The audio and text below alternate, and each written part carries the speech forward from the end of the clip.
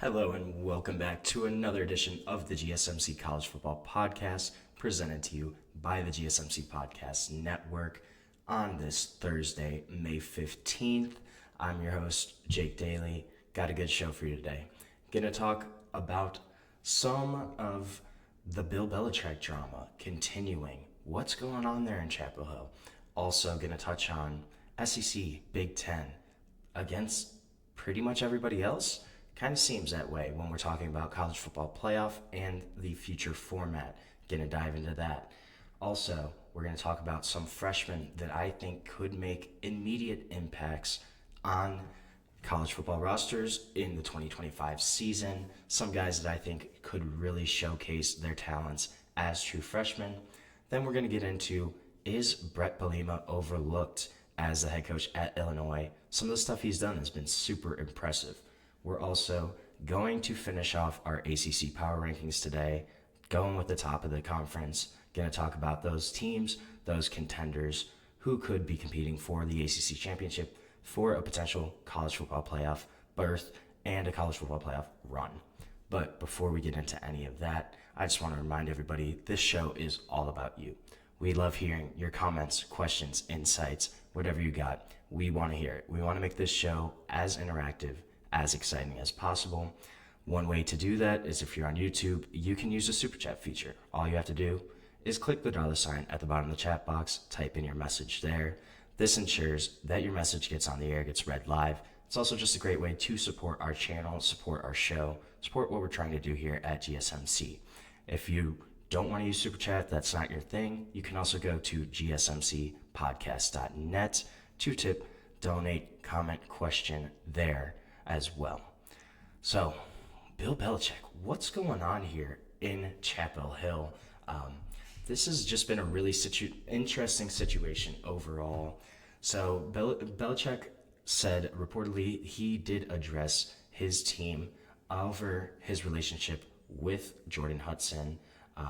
He did say the media reaction, the social media fervor over their relationship isn't really an issue.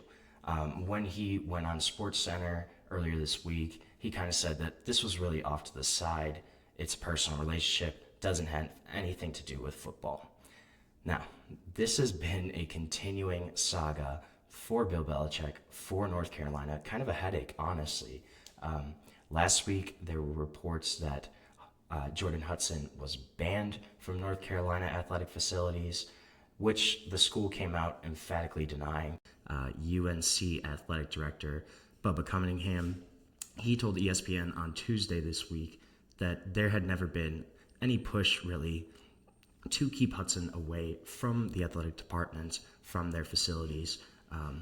And this is something that has kind of gone back and forth. We don't really know if she actually is banned, if she's not. Cunningham said that she's not a North Carolina employee. She's welcome as a guest in those facilities. So maybe, but this relationship has really just drawn a lot of attention, mostly negative, on Bill Belichick, on North Carolina, on that program. Her involvement in kind of shaping Belichick's personal brand or rebranding has really been put to the forefront, including when she interrupted the interview with CBS on Good Morning Sunday last month. He was asked a question about their personal relationship, about, hey, just how did you two meet, right? Pretty innocuous question, not something that should be a big deal. And if he just answered, yeah, we met on a plane ride, 2021, that's just kind of how we met, that's how our relationship started. That's a non-answer, right? That's a non-story. Okay, you move on from there. But she steps in that interview, says, we're not going to talk about this. And this goes from a non-story to something that you were kind of questioning of how much influence does she actually have over Bill Belichick? And also, last week, she participated in the Miss Maine beauty pageant, finished as second runner-up, didn't win, but Bill Belichick's right there in attendance the entire weekend at this pageant. Rather than being in Chapel Hill, rather than working with the football program that he was hired to run, he wasn't there. He was in Maine this past weekend. And this is a guy that Bill Belichick, right, doesn't really use social media. He is a guy that we have seen in the NFL. It's not really his type of thing. And he's also been the headliner at the ACC's meetings this week, their annual conference meetings. In terms of actual coaching, in terms of being in meetings, other coaches said that he's been super inquisitive, super professional during those meetings. Belichick himself said he's trying to be learning about the key differences between the college game, between the pro game, but that his goal still remains to make North Carolina, quote, the 33rd NFL team by implementing kind of a really pro-style NFL-type organizational method for UNC football. And this is something that he said, everything we do is a pro model, from the head coach, from the general manager, who in Mike Lombardi is a guy that he has worked with for years, was his first hire when he was hired as the North Carolina head coach, was securing Mike Lombardi as a general manager, a guy that has a ton of NFL front office experience. So it kind of seems like that's really what he's trying to push for. He said, we want to develop players professionally in every aspect, right? So this is something that he has really tried to put to the forefront. Another interesting kind of note here is he hasn't made any North Carolina players available to the media yet since his arrival in Chapel Hill 6 months ago. He did say he's been pleased with the team's kind of progression throughout the spring, but we haven't heard from any of the North Carolina players. We don't know kind of what their mindset is, what they're thinking about Belichick as their head coach, about Jordon Hudson's relationship with him, about her role kind of in this whole scheme of things. We don't know what the players actually think. There's really no indication of one way or the other kind of the mindset of that Tar Heel locker room. I think that's kind of really interesting. And he also didn't really set any specific expectations for this team. He just kind of said that we're trying to stack good days together. Good day, come back, build up the next day, kind of just keep going from there. So nothing that we really know about how this team is actually progressing, how they are going to look as a football team. We're not really sure. And this is a guy that you think about, Bill Belichick, in the media consistently. This is a guy that's always had that blank kind of scowl on his face, wide shoulders, really unmistakable presence in kind of the football world. But his public image has definitely shifted over the past few weeks, over the past month or so, I would say. His accomplishments, right? This guy is a 6-time Super Bowl winning head coach, yet those accomplishments have been pushed to the background. We're not talking about Bill Belichick as a football coach, as what he can do for that program in terms of on the field. It hasn't been that conversation whatsoever. It's been his relationship, how that has kind of affected things. So there's really a lot more off the field drama than on the field information that we have. It kind of seems it's almost been like a reality show playing out in real time, both across social media and across television screens, right? Now he's gone on multiple interviews. Jordon Hudson has been in social media, posted multiple things just regarding this entire type of situation. And then there's also a CBS Sports article that came out earlier this week where they had one source that they quoted close to the North Carolina program. He said that there was a recent conversation with North Carolina athletics, with their officials there to really kind of taper down Hudson's public appearances, public involvement regarding Bill Belichick, regarding the UNC football program. This conversation also included concerns over some additional attention, right? Obviously, there has been a lot of additional attention that has just come from this whole situation. And if there are more high-profile kind of public appearances in the wake of that interview with CBS, and that's kind of been something that could continue to be shifting the public image of Bill Belichick, of this all-time great head coach, we're not talking about that. We're talking about his off-the-field life. It's something that's really interesting. It's really unique in terms of this guy is one of the best coaches ever. There's no question about that.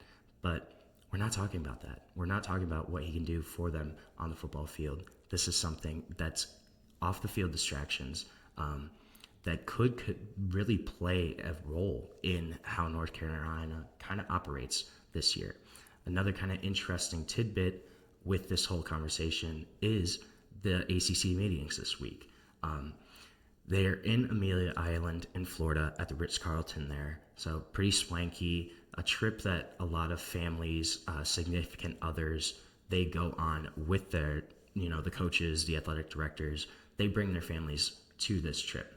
But Jordon Hudson was not there. Bill Belichick came by himself. He had a couple team officials with him, but the girlfriend was not there. So this kind of meant that he wasn't greeted by, multiple reporters, photographers, as he was when he arrived at the pageant day in Maine last weekend. And then if you look at behind closed doors, Belichick was really vocal in meetings, it sounded like, particularly about NIL.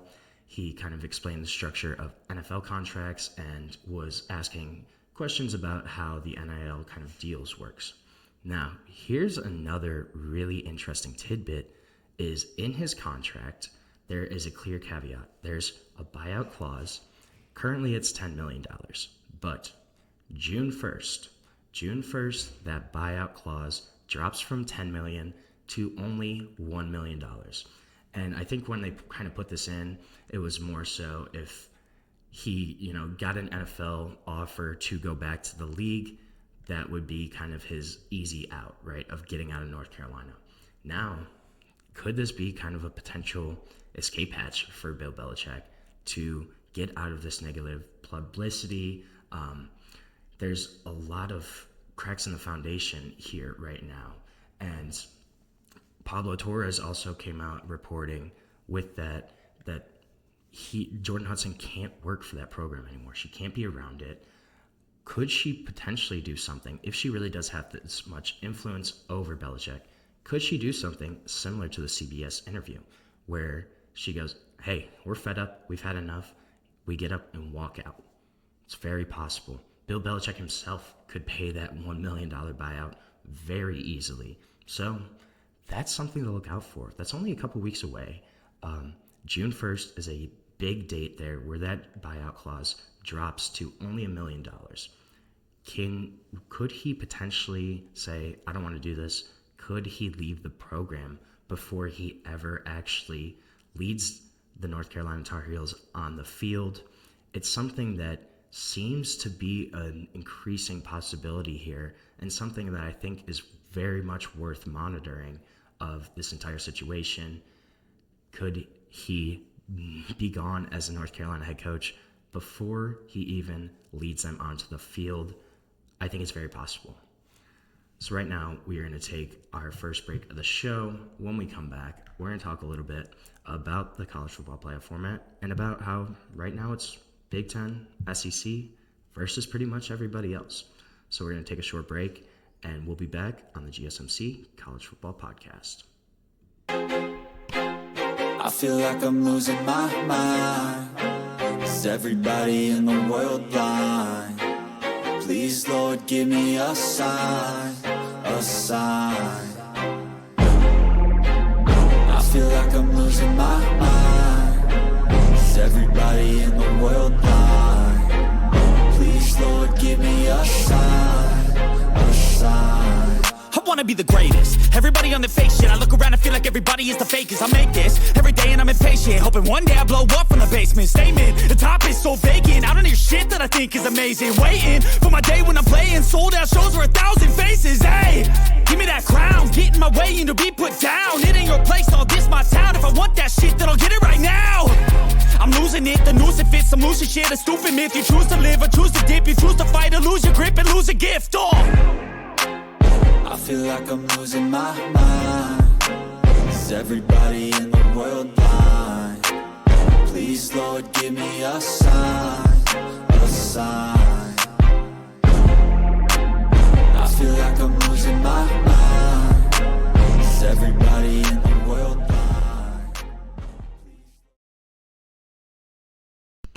Welcome back to the GSMC College Football Podcast, presented to you by the GSMC Podcast Network on this Thursday, May 15th. Just talked a little bit about Bill Belichick and his future in Chapel Hill. Going to talk a little bit now about the college football playoff format and the power struggle that is going on currently. But before I do that, I just want to remind everybody that this show is all about you. We love hearing your comments, questions, insights, opinions, hot takes, whatever you got. We want to hear it. We want to make this show as interactive, as exciting as possible. One easy way to do that is to use the Super Chat feature. If you're on YouTube, all you have to do is click the $ at the bottom of the chat box, type in your message there. This ensures that it gets on the air, gets read live. It's also just a great way to support our channel, support what we're trying to build here at GSMC. We couldn't do what we do without your ongoing support. We're so grateful to have you all as a part of our community here. Now, let's talk a little bit about the college football playoff format. So one kind of quick anecdotal story here is on Monday, about 5 p.m., just as kind of the ACC spring meetings were kicking off, a Pennsylvania congressman named Boyle made a big splash when he opened his social media account, typed out a message and sent it out, and it was really a shot across the bow at the Big Ten and the SEC for their attempt to kind of manipulate the future of the college football playoff format. He tweeted out, "The next time the Big Ten or SEC wants to meet with me about NIL, they need to be prepared to first explain to me how they justify trying to rig the college football playoff." And then he added a hashtag at the end, and it was hashtag greed. And that pretty much seems like it's the case here. Obviously, there's a ton of issues going on, hanging overhead, looming above the future of the college football landscape, right? You have NIL, the unresolved antitrust settlement, revenue sharing, a potential commission coming in from the federal government, a battle over NCAA governance, right? These are all big time issues, but one that's really coming soon is the future of the playoff, of the college football playoff, the industry's pretty much most valuable product right now. And it seems like this is getting really messy. So negotiations among the 4 power conference commissioners have kind of started, but they've produced a lot of disagreement right now. There's a lot of discord over the amount of automatic qualifiers for each conference. That's the big key here, is the automatic qualifiers. So ACC spring meetings obviously came out, and this was discussed. Conference executives discussed this with ADs, with their coaches, sharing with them kind of the latest intel of these negotiations with the Big 12, the Big 10, and the SEC. And most of them kind of declined to share their specific takes, but pretty much the consensus was that nobody likes this. So what would happen right now, what they're kind of pushing for, is there'd be a 16-team playoff, and the Big Ten and the SEC would each get 4 automatic bids. So that's 8 out of the 16 slots go to the Big Ten or the SEC, and then the ACC, the Big 12, would each get 2 automatic bids, and then there would be an additional 1 at-large kind of automatic bid. That's pretty much earmarked for Notre Dame. That's kind of how it seems like it's set up right now. This is something that has been discussed for a while. And so the divide isn't among the number of teams. Pretty much everybody agrees that they want to go to 16 teams starting with the 2026 playoff. This year's playoff is set. It will be 12 teams. It's pretty much kind of going to be the same thing. But the big rub here is those automatic qualifiers. The Big 12 and the ACC leaders, they want more than just 2 automatic spots right now. Those 2 conferences, their officials are expected to kind of propose alternate models to the Big Ten, to the SEC over the next couple weeks. But this is something where these conferences gave the Big Ten and SEC all of this power. They signed over a memorandum last spring which extended the college football playoff television deal with ESPN until 2031. But in that memorandum, it essentially gave the Big Ten and the SEC almost all of the negotiating power for the future of the college football playoff, for the future of that formatting. So you essentially gave these conferences that power, right? They all agreed to it last year, and it just kind of seems like it's coming to a forefront, coming to kind of a messy disagreement right now. So there's been several alternate models that have kind of been discussed with ACC athletic directors this week. There are a variety of different formats that would get them a third automatic qualifier spot, even if that spot is potentially conditional on like the conference's rankings, on the playoff committee's rankings. But there are a lot of issues from those in the SEC and the Big Ten over those proposals. One model would be 4 for the Big Ten, 4 for the SEC, and then 3 each for the Big 12 and the ACC. And then you have that one at-large kind of bid. Or ACC teams were also kind of suggesting they would get 3, the Big 12 would get 2, and then there's still that one. That one is pretty much earmarked for Notre Dame. If the Irish kind of finish inside the top 16, which has happened pretty much every year. There's only been a couple years since, I want to say 2015, that they did not finish in the top 16 in the country. So that's kind of protected for them. But this is something where these other conferences, the ACC, the Big 12, they want more. They want more than they are getting right now. But then on the other side, this is something where should they even have automatic qualifiers? Mario Cristobal, Miami head coach, he said granting spots, it doesn't make any sense. This is a sport that's never been about gifting, right? Football is about earning your keep, and automatic qualifiers kind of go against that entire theory. So at a meeting of the 4 power conference athletic commissioners in New York City last week, the Big Ten SEC commissioners, Tony Petitti, Greg Sankey, they really solidified their presence, made it known that they want the 4-4-2-2-1 model. And it's been a long time coming, right? Last spring, during the negotiations to extend the ESPN TV contract, Tony Petitti originally kind of proposed a similar format. At that point, it was 3 each for the SEC and the Big Ten, and then 2, 2, and 1.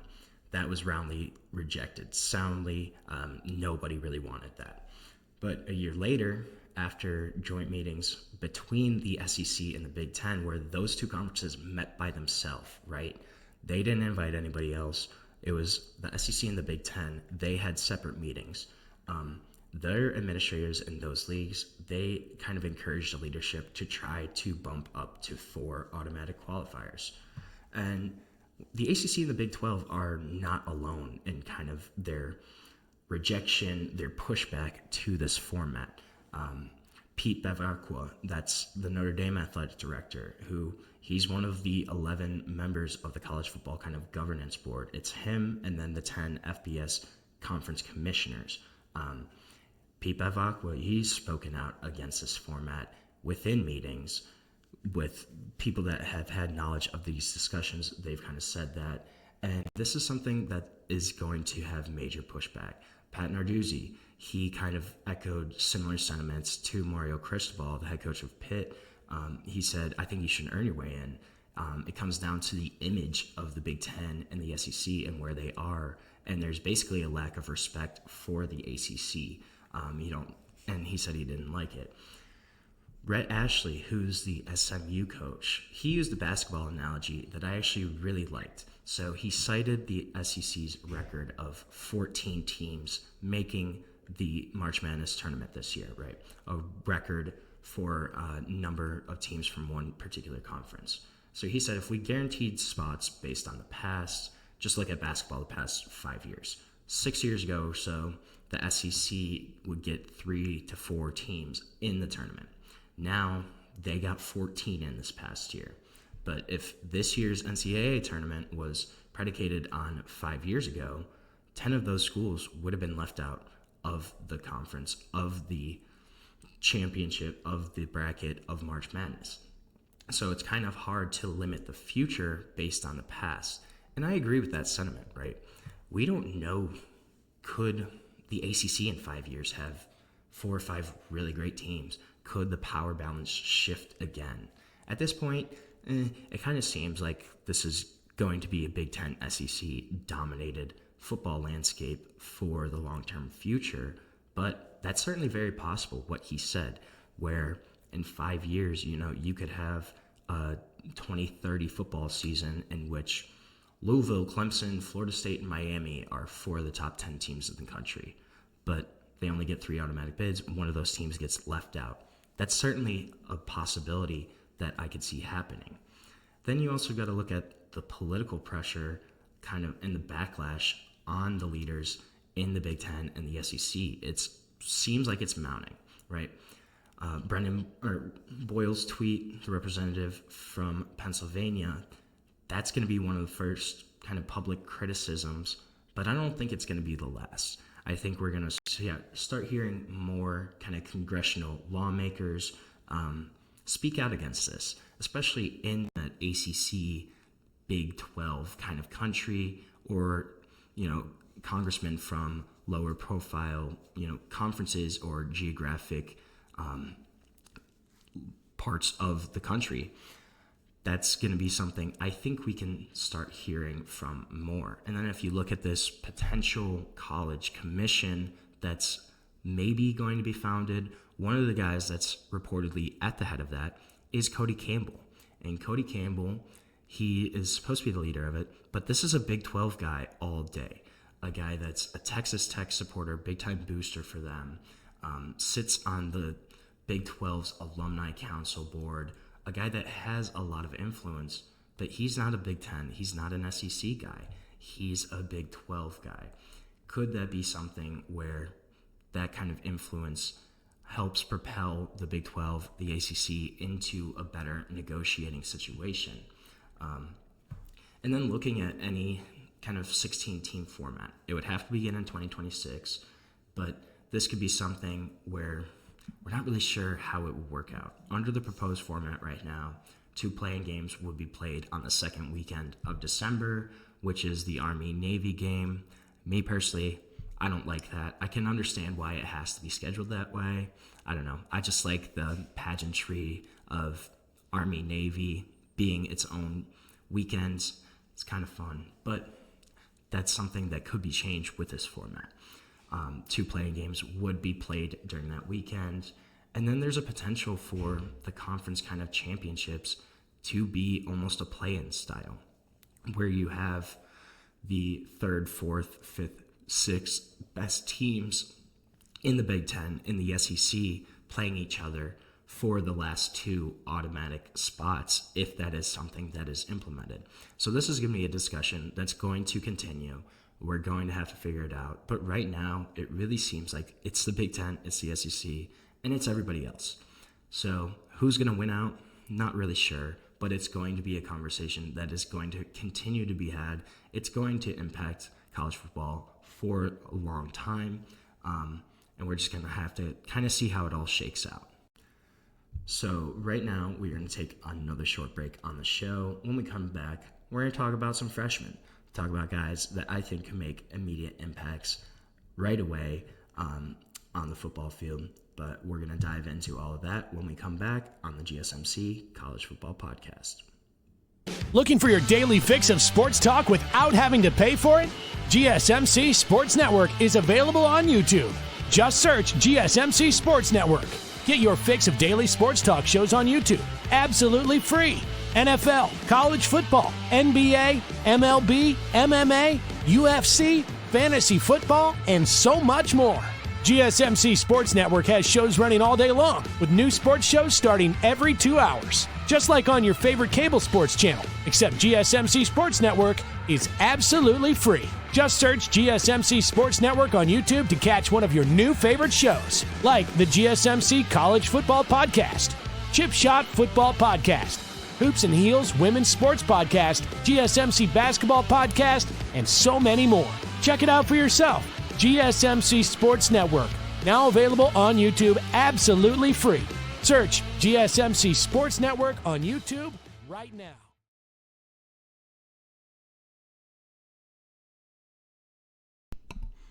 Welcome back to the GSMC College Football Podcast, presented to you by the GSMC Podcast Network on this Thursday, May 15th.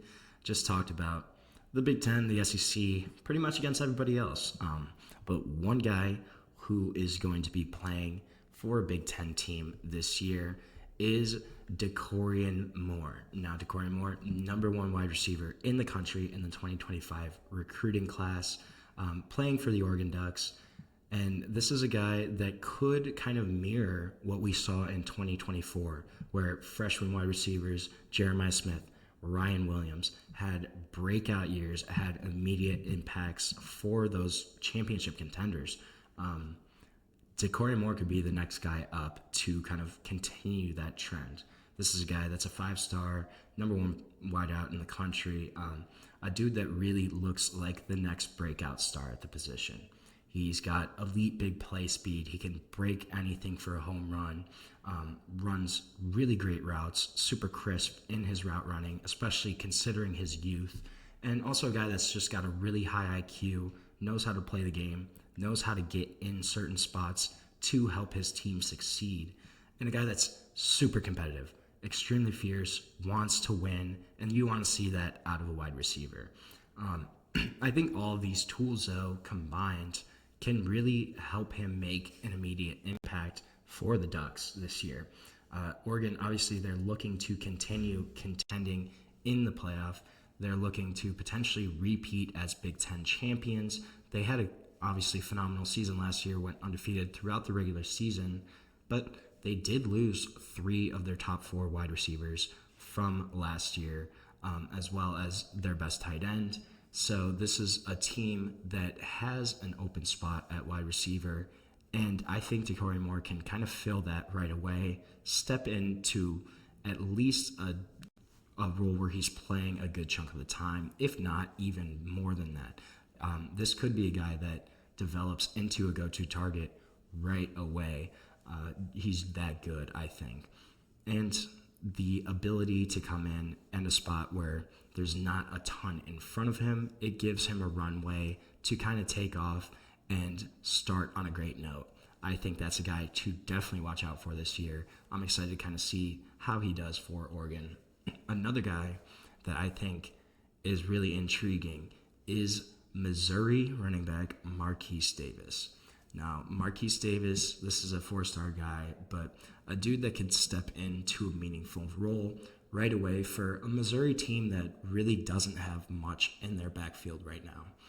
This is a guy that's super thickly built as a running back, a dude that played both ways in high school, also played linebacker, a guy that I think he had about 65 tackles in his junior season as a linebacker, and then just a dude that is super strong, has really nice burst vision combo, also really contributed in the spring, showcased what he can do in the spring, and really impressed that coaching staff at Missouri. So kind of showcased that he's ready to contribute right away to their running attack.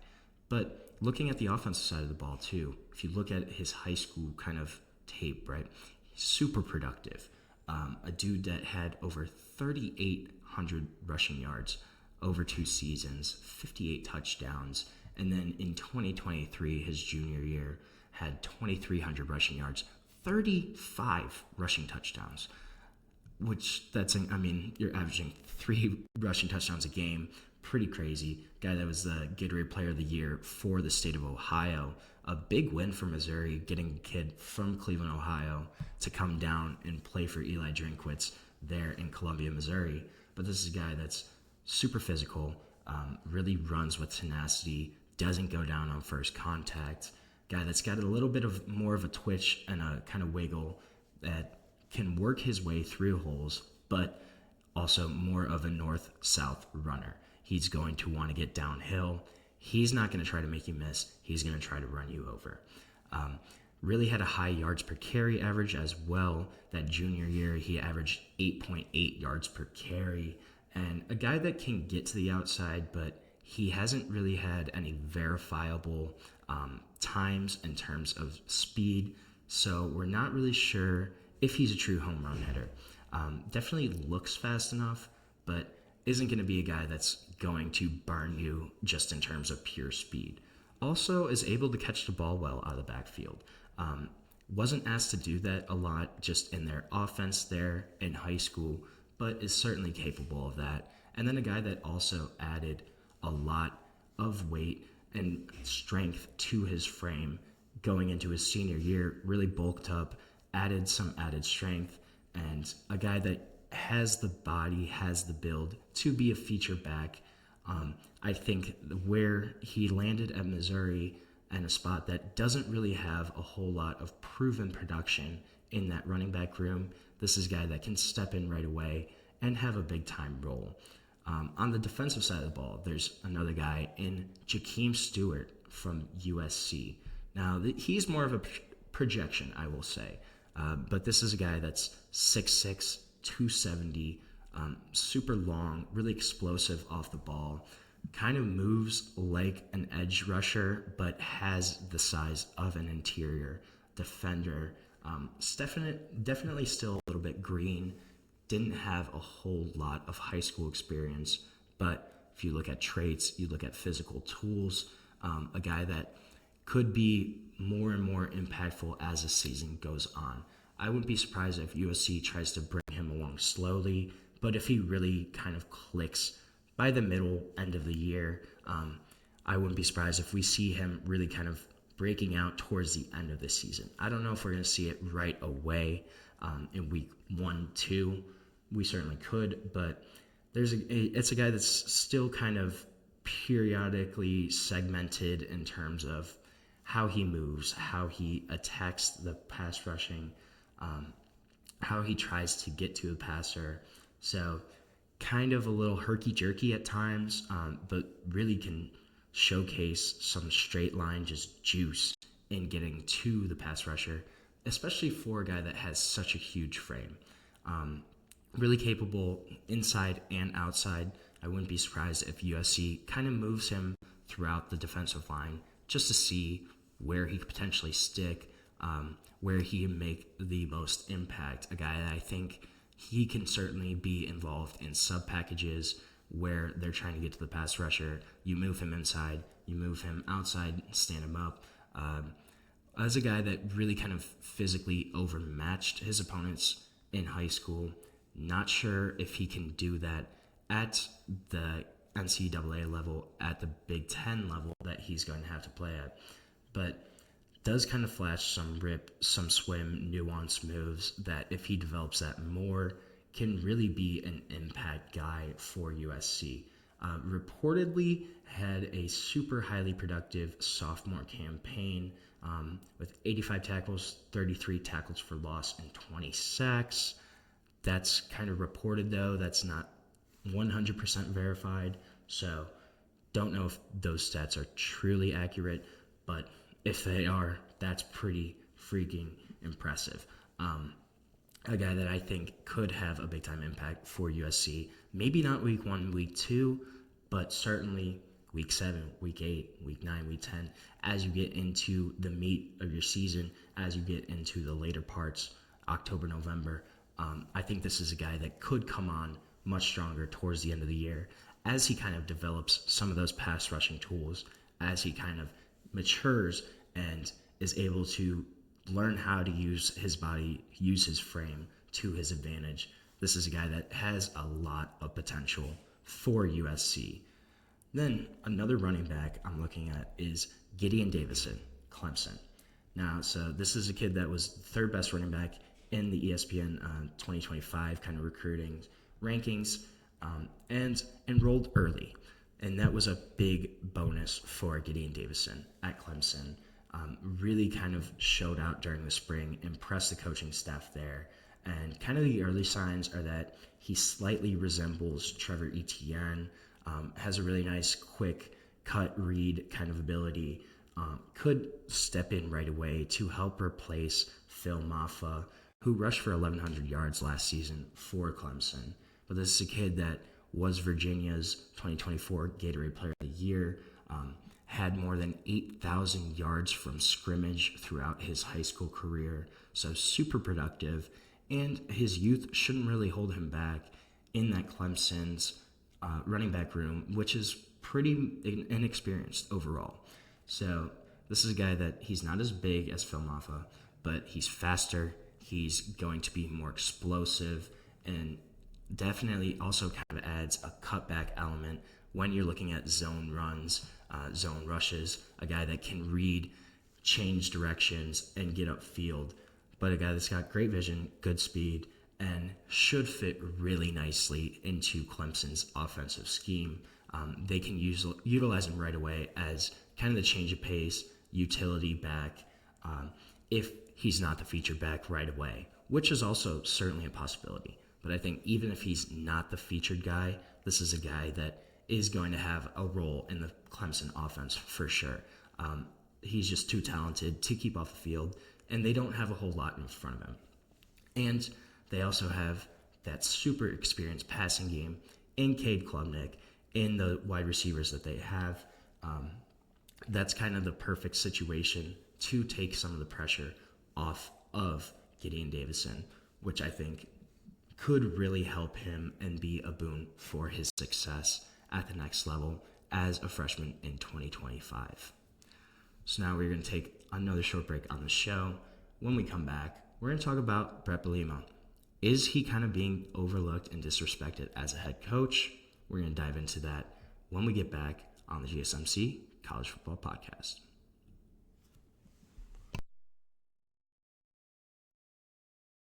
For the best and latest podcasts available anywhere, go to the podcast app on your cell phone and type in GSMC to access free content-rich podcasts on health and wellness, book reviews, sports, entertainment, relationships, social media, movies, technology, finance, and even weird news. Subscribe and download the GSMC Podcast Network's family of shows, available everywhere podcasts are found.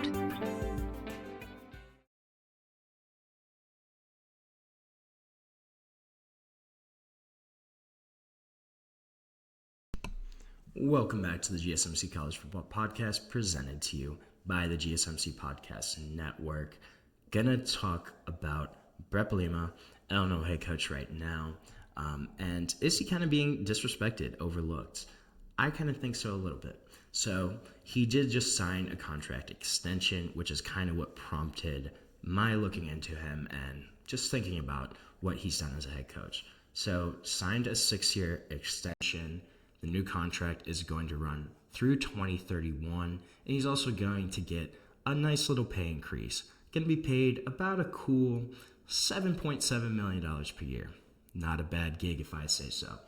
But this is a guy that, while he's been at Illinois, he has a 28-22 record overall, 18-18 in the Big Ten, so 500 in Big Ten play, and 1-1 in bowl games. But Illinois right now, they're choosing continuity over kind of chaos, choosing identity over impulse. Bret Bielema, he's not a guy that is going to be, the flavor of the month of the national stage. Not really a coaching darling, not a guy that's a viral recruiter, not going to use really displays of flash wealth. That's not his thing, right? That's just not who he is. But this is a really significant extension for Illinois, I think. They're not chasing relevance. They're building staying power right now. They're not trying to upgrade from Bret Bielema.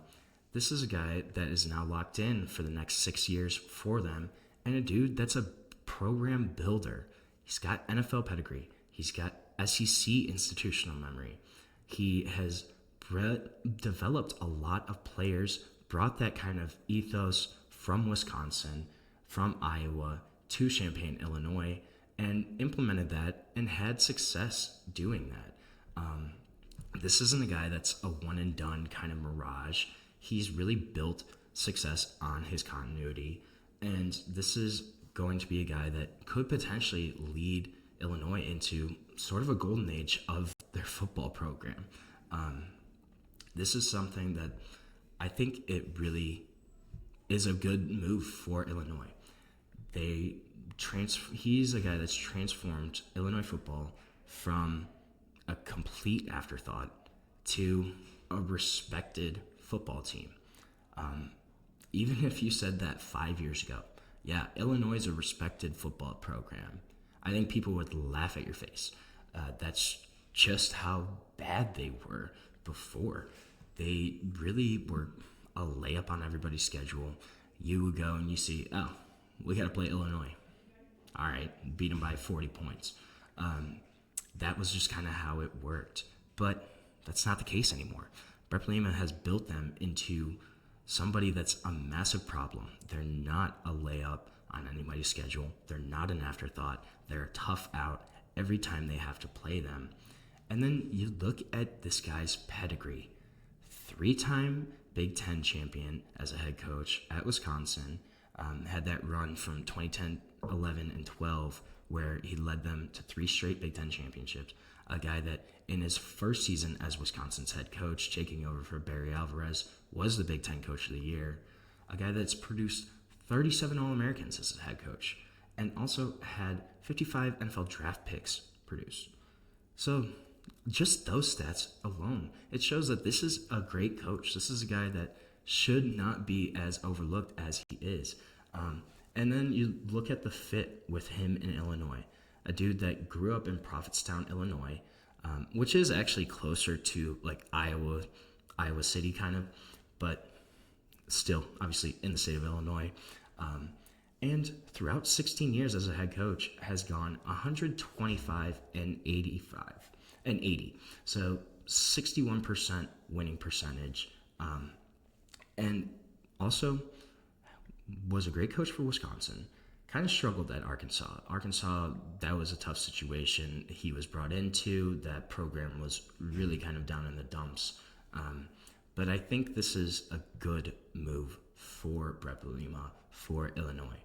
Look at what Illinois has done since he's been their head coach.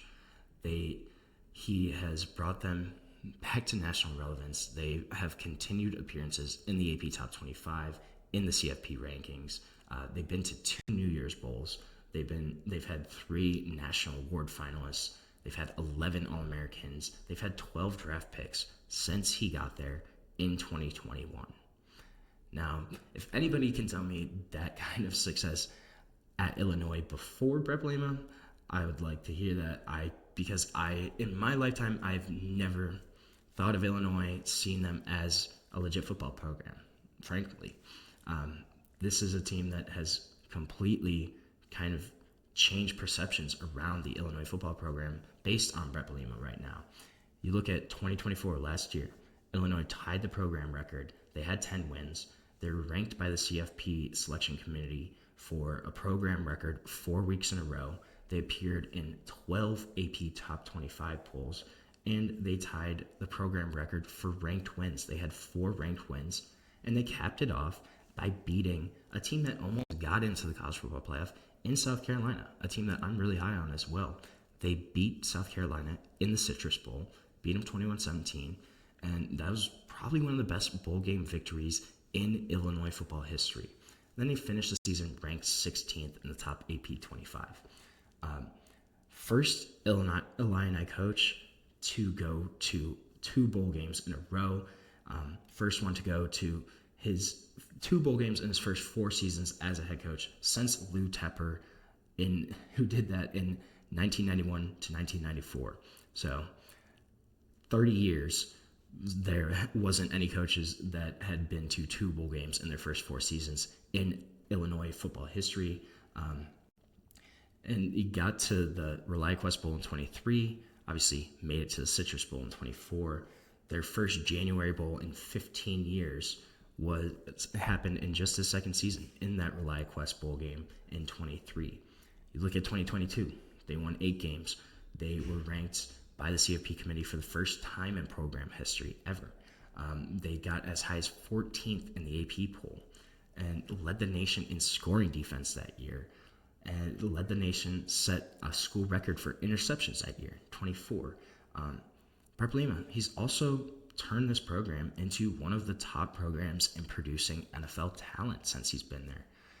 Illinois is one of 5 schools with 3 or more players drafted in the first 3 rounds of both the 2023 and 2024 drafts. The other ones, Alabama, Georgia, Michigan, Penn State. And then there's Illinois was the 5th. Of Brett Bielema's 12 draft picks at Illinois, 8 have been top 100 selections.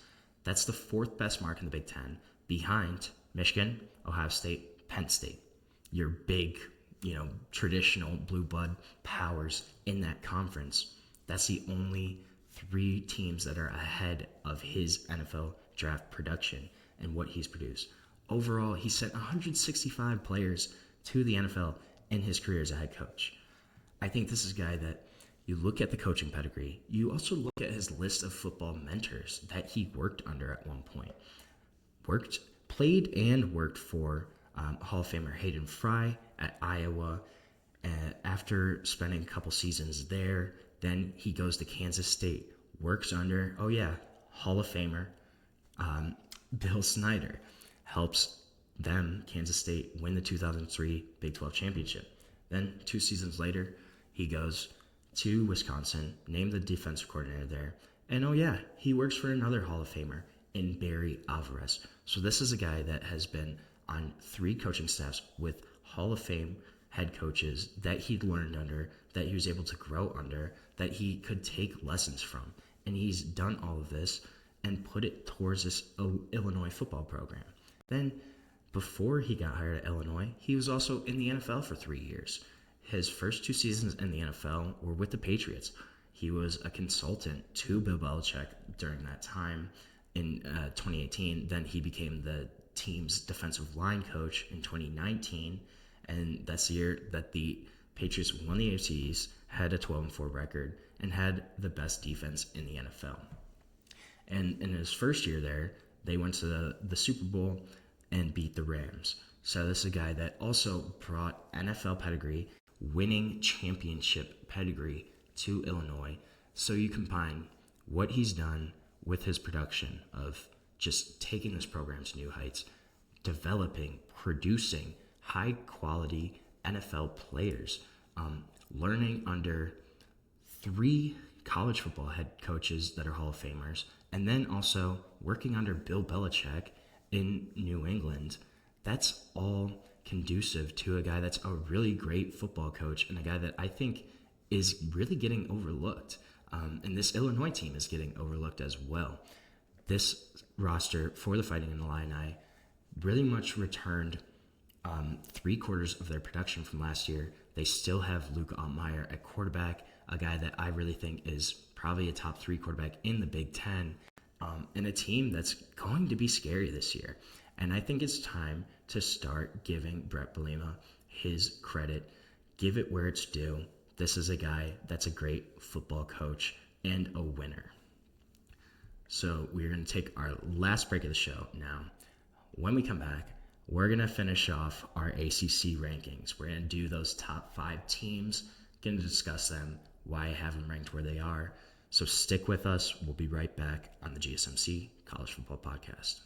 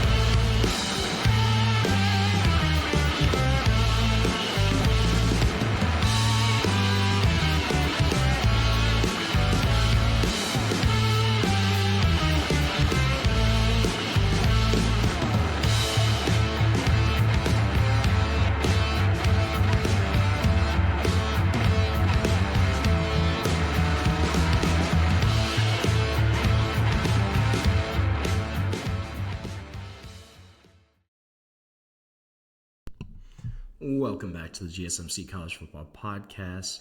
Just talked a little bit about Brett Bielema and the Fighting Illini. Gonna switch gears. Gonna finish off my ACC team rankings.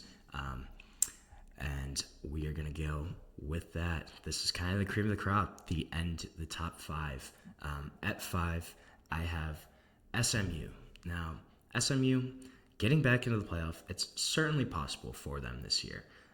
They return a good chunk of their roster from 2024, and this is a team that took the ACC by storm in their first year as conference members last year, really kind of showcased how much that program has come back in the past 5 years, 10 years, how much they've been built back up.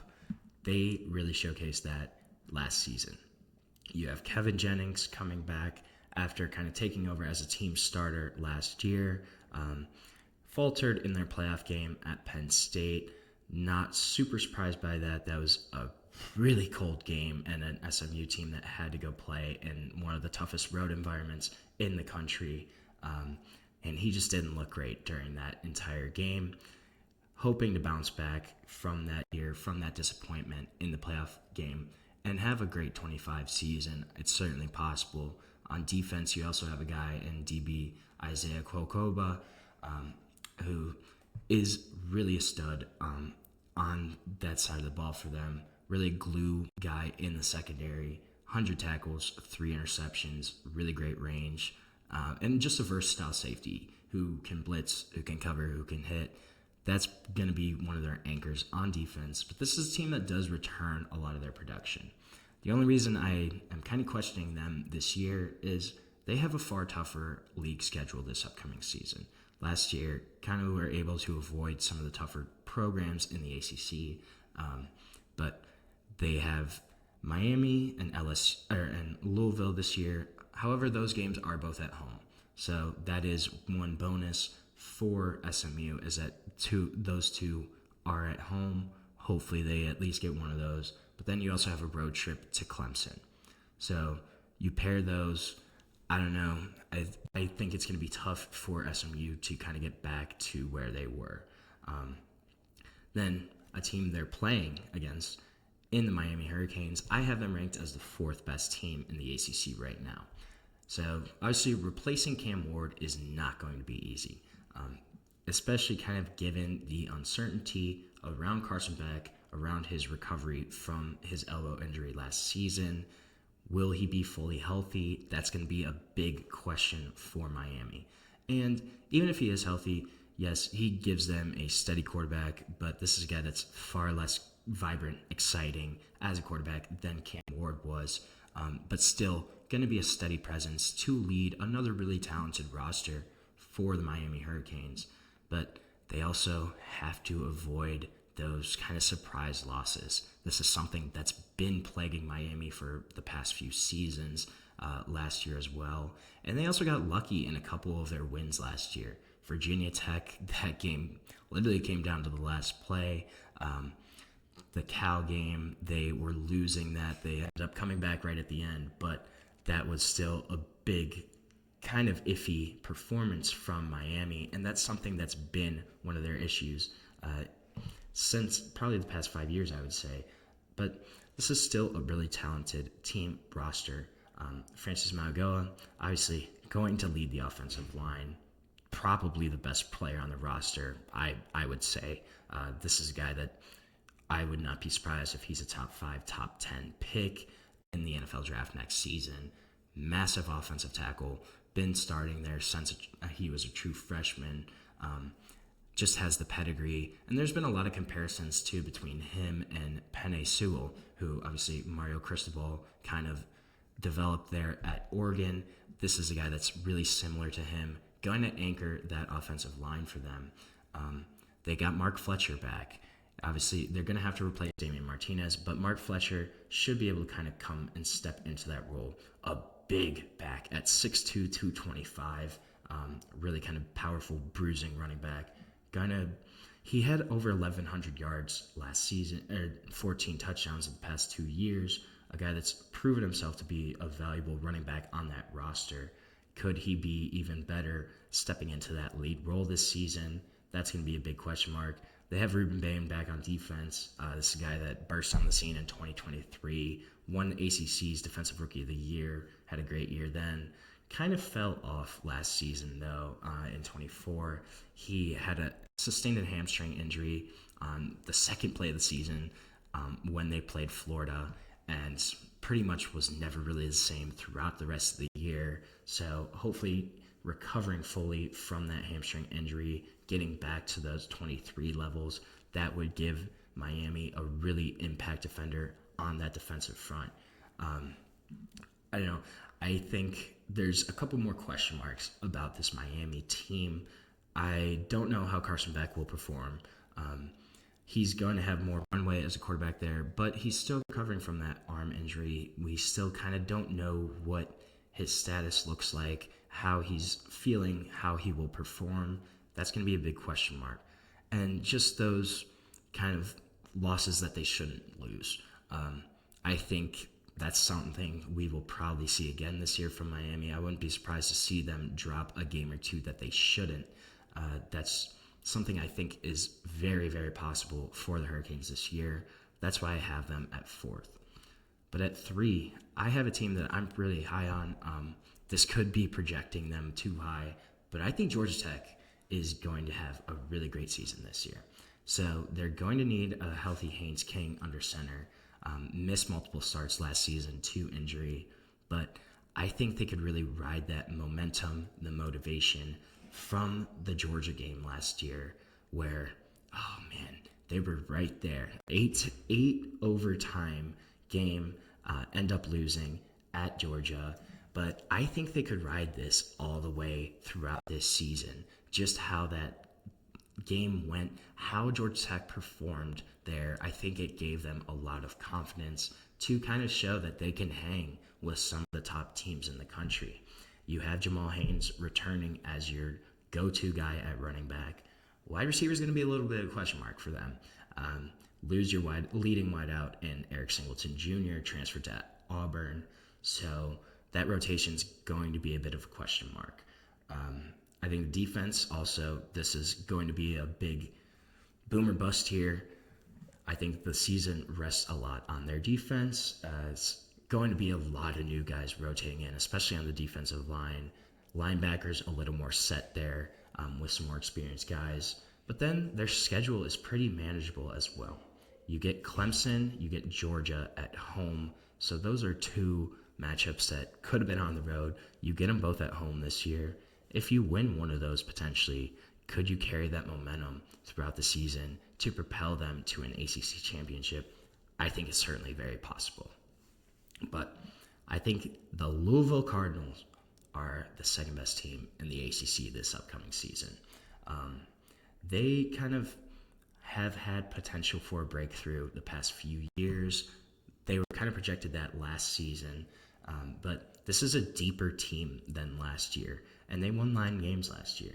They're buoyed by Miller Moss coming in, Jeff Brom looking to go 3 for 3 on transfer quarterbacks after having Jack Plummer, Tyler Shep the past 2 years. I think Miller Moss is more talented than both of those guys, and if Jeff Brom can kind of work with him, unlock some of the other parts of his game that he struggled with, this could be a really great quarterback for Louisville. And I think it's going to be a really good offense. You have one of the best running back duos in the country in true sophomores, both of them, Isaac Brown, Duke Watson. Isaac Brown had 1,200 yards last year. Now, Duke Watson, he only had 600, but that was on 67 carries. He averaged 8.9 yards per carry last year. And then it really came on at the end of the season. When he played at Stanford, he had 11 carries, 117 yards, 3 touchdowns. At Kentucky, only had 6 carries, still had over 100 yards and 2 touchdowns in that game. So that's a deadly 1-2 punch. They still have a really great duo at wide receiver, too, with Chris Bell, Colin Lacey. And then on the defensive side of the ball, this is going to be a good defense again. They're going to have to replace Ashton Gillette, but you bring in Clev Lubin from Coastal Carolina, who had 9.5 sacks last year. You have Adonijah Green, who is kind of teaming with NFL level, pro level potential also there.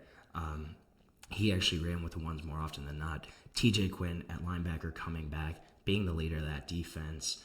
That's going to be huge for them too. He's going to have to work on his pass coverage skills a little bit, but still a big leader, big return for Louisville.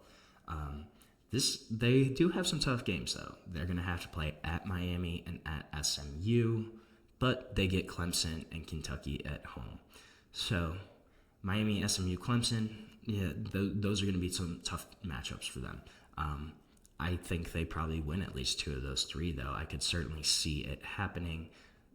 They are teaming with potential this year. I think they're second best, but the clear leader in the clubhouse this season is Clemson. Returning a ton of production, one of the most in the country in the Power 4 rankings. You have one of the most experienced quarterbacks coming back in Cade Klubnik, a guy that is a really great quarterback, had a ton of pedigree, really stepped up in 2024 last season after kind of an up and down year in 2023. On paper, they're certainly the best team in the ACC. Genuine contender for a national championship if kind of Dabo can put all the pieces together.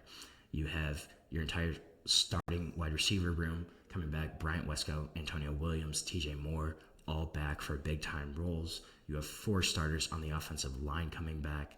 And you have Peter Woods, TJ Parker anchoring that D-line, giving that unit big-time leaders, and guys that are just great players as well, and as well as leaders in the locker room, on the field.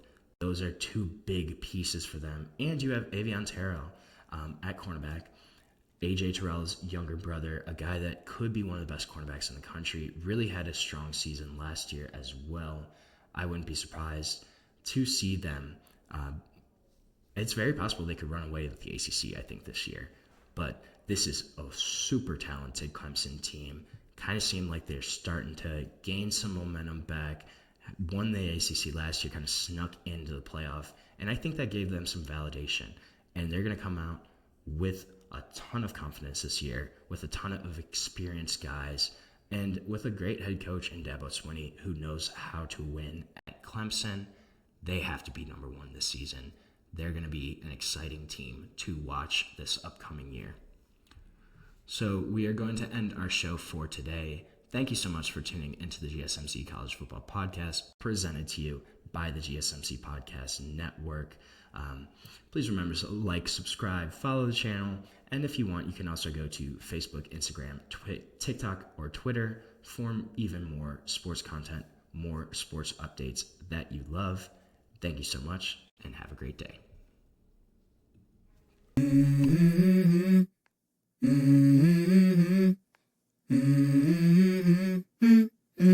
Let's go. I wake up to a little bit of drool on my pillow, feel like it's gonna be a bad day. Yeah, I'm tired of shit, and the coffee ain't hit yet, damn, ain't that great. I don't wanna go to